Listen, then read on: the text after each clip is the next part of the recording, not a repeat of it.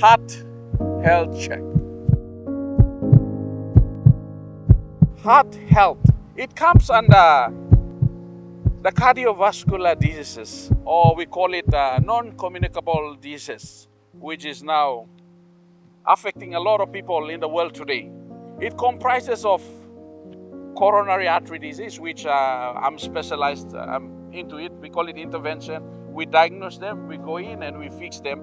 Blockages or any defect in the blood vessel to your heart. It's called coronary artery disease.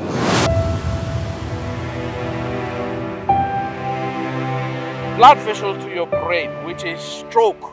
Now it's every day 3-4 patients are coming in with stroke. And these are young people we are talking about. And then you have the peripheral artery disease. This is affecting the blood supply of the limbs, the leg, the hands. And then you talk about other diseases like congenital heart disease and rheumatic heart disease, which is common. But today, the trend now has shifted from communicable disease, which are infectious disease, and going towards non-communicable. In our country, we are fighting the battle of both of them. The two are non-communicable disease as well as communicable disease are exponentially increasing and rising.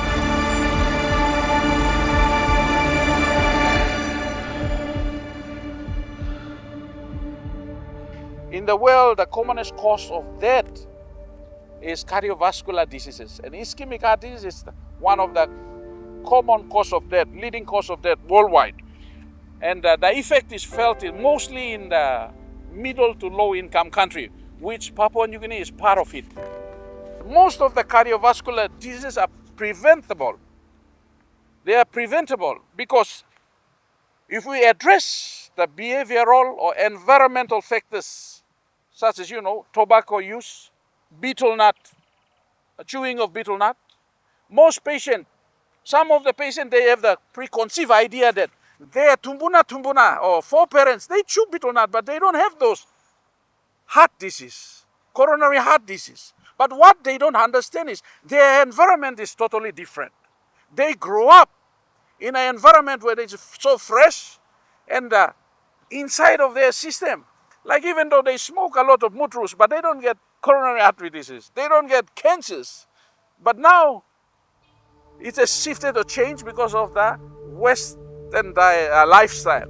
So now you don't know that you have plaque slowly, silently growing in your arteries. You don't know. But one of the things good thing is, most people, they chew betel nut. It's like a stress ECG. Some people chew betel nut and they feel chest pain and come. Betel nut induced heart attack is common now these days. So those are some of the environmental, behavioral life changes where we can modify. Checking your sugars. Most patients, they don't check their sugars. They don't check their blood pressure. They don't check their well. They think that they're healthy and they're roaming around. Prevention is better than cure, which we say it, but we don't practice it. It is timeless proverbs. It is fundamental, easier, safer, and more cost-effective to stop a problem from happening than to fix a damage that is occurring. And people are queuing up in the cath lab to go in so that we can fix them, which we should have prevented it from going in and coming and queuing up in the line and giving us extra work to do and go and doing the plumbing work to fix the vessel, which we can prevent it. As the saying goes, health is your greatest wealth. But most Papua New Guineans said to say that they focus more on business and other obligations, and health is the last resort. When they are sick, they run to the hospital, but they don't prioritize their health, which is the greatest wealth someone holds. You are healthy, you are walking around, you are talking. Most of these diseases, the risk factors like diabetes, hypertension, dyslipidemia, cholesterol building up, or uric acid building up, they are like silent killers. You don't know it. You will walking around with high blood pressure because your body is sophisticated and complex organ where God created. So you adapt to the changes that your heart experience when you have high blood pressure. We only do scans, heart scan, when we do echo, and when we see the muscle thickening, we call it concentric hypertrophy. In your heart, you don't know that it's growing muscle, and it's not good muscle. It's abnormal muscle. Later it will develop into heart failure or other complication. You will not know you have all those risk factors unless you go for a check. Sad to say that some of the stroke patients coming in, you ask them and they say they never went for a health check in their lifetime, even though the heart attack patient. But yet they are roaming around with high blood pressure. They are roaming around with cholesterol issue. They are roaming around with diabetes. All those risk factors were putting their life low, red line. They are roaming around with all those things. Controlling hypertension together, check your blood pressure regularly, defeat the silent killer, which we should advocate on that. So we should promote World Hypertension Day, World Diabetes Day, which is coming in November 14. We talk about early access on diabetes. Go quickly and check your sugar. Most people are roaming around with, they call it pre-diabetes. Pre-diabetes is your sugar level fasting should be less than 6.5. But if you have 7, if someone tell you that it's normal, it's lying. You are already in the pre-diabetic. If you don't make adjustment to your lifestyle, you will definitely develop diabetes. And once you develop diabetes, long-standing diabetes, it's too late. You can try everything under the sun to control your sugar by lifestyle or doing everything, but it's too late. When you are pre-diabetic or pre-hypertension, before you develop actual diabetes or hypertension, those are the times where when you adjust your lifestyle or you changes in your lifestyle, you can reverse it. And we are feeling the burden of increasing number of these cardiovascular diseases. Young people, 30 years old, are coming with stroke. Every day when they present the cases in the unit meeting, 3 or 4 or 5, even 5 stroke. And heart attack, 2, 3, every single day they are coming with. Now we are seeing as young as 27 and 28 years old coming with heart attack, which they don't see it before. My senior colleague sitting here, Professor Kevo, if you ask him, he said, in the 1880s, you hardly see young people coming with heart attack. But the youngest we saw is 27 years old. But the next 5 to 10 years, you will see 20 years old coming with heart attack. You will see teenagers coming with heart attack. And sad to say that these are challenges that this country will face, and we are not preparing for it. Lifestyle measure the quantity, but health span measure the quality.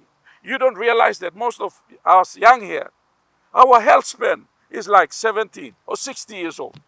I do a lot of echoes, heart scan, and when I scan the aortic valve, I see that most Papua New Guineans, it's already calcified. And I usually ask my Vietnamese colleague, the specialist here, and the Chinese, do you see that in Vietnam or in China? They said, no. Why? Because we are aging very fast. Because our counterpart, genetically maybe, we were made to live in the forest, with association with the nature and walking a lot and eat a lot of garden. But when we try to go into Western lifestyle, these diseases are taking us. The saying of genes versus lifestyle. Some people, if your parents have hypertension, you are likely to develop hypertension or diabetes or stroke. We say Vanigelas have diabetes, so anyone born there will have hypertension. That's the mentality that we have. But now you see diabetes, all the islanders are having diabetes. And then children growing up, they will still have diabetes. Some will say, because of my parents has it, I have it. No, they say, genes holds the gun, but lifestyle pulls the trigger. So it's the choice that you make. Parents can have it, but if you're careful with your lifestyle, you may not have it. So these are challenges that we are facing. These are realities.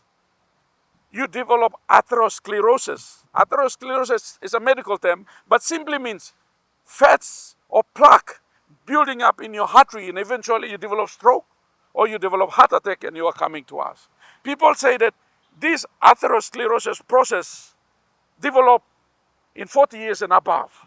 But studies have shown that this process silently developed during childhood, during teenagers, and then it accelerates when we reach 40 years old. So what am I saying here? Most kids these days now spending more time in multimedia, screen phone, TV, watching what? It's open already. Coco Melon. They're watching Coco Melon. They're watching movies. They're spending less time running around, playing around.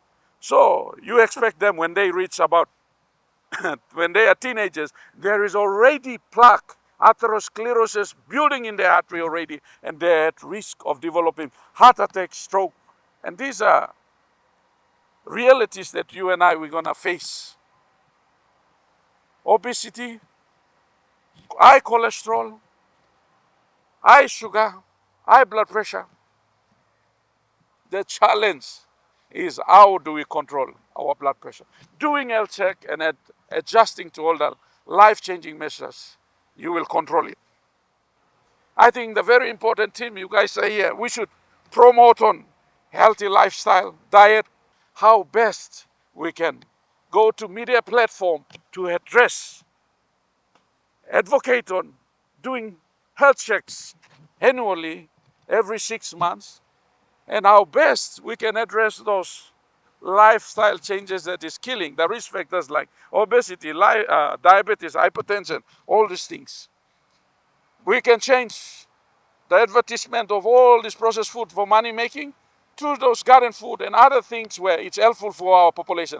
Otherwise, all the productive population, 40 years and above, the working population will suffer from all the cardiovascular diseases.